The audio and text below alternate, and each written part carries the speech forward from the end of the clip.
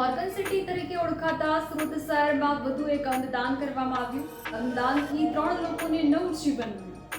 30 વર્ષીય ધર્મેન્દ્ર નિષાદ દાદર પર ચડતી વખતે નીચે પડી ગયા હતા. તેમને માથામાં ગંભીર ઈજાઓ આવતા તેઓને બ્રેન્ડેડ જાહેર કરવામાં આવ્યા. જીવનદીપ ઓર્ગન ડોનેશન ફાઉન્ડેશન દ્વારા અંગદાન વિશે સમજ આપતા પરિવારે અંગદાન કર્યું હતું. નિષાદ પરિવારે 2 કિડની લીવરનું અંગદાન કરીને 3 લોકોને નવજીવન આપ્યું. જીવનદીપ ઓર્ગન ડોનેશન દ્વારા 25મું અંગદાન કરવામાં આવ્યું.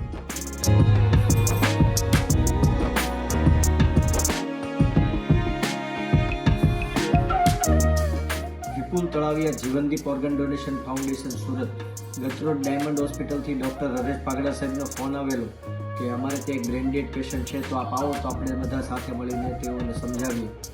હું અમારી ટીમના PM ગોંડલિયા, ડૉક્ટર નિલેશ કાછડિયા સાહેબ, ડાયમંડ હોસ્પિટલના ચેરમેન શ્રી CP વાનાણી સાહેબ, ડૉક્ટર હરેશ પાગડા સાહેબ, દિનેશભાઈ નાવડિયા, માવજીભાઈ માવાણી સહિત તમામ લોકોના યથાર્થ પ્રયત્નોથી અંગદાનની સંમતિ મળી હતી. વિશેષ આ ધર્મેન્દ્ર કુમાર 32 વર્ષીય યુવાન હતા.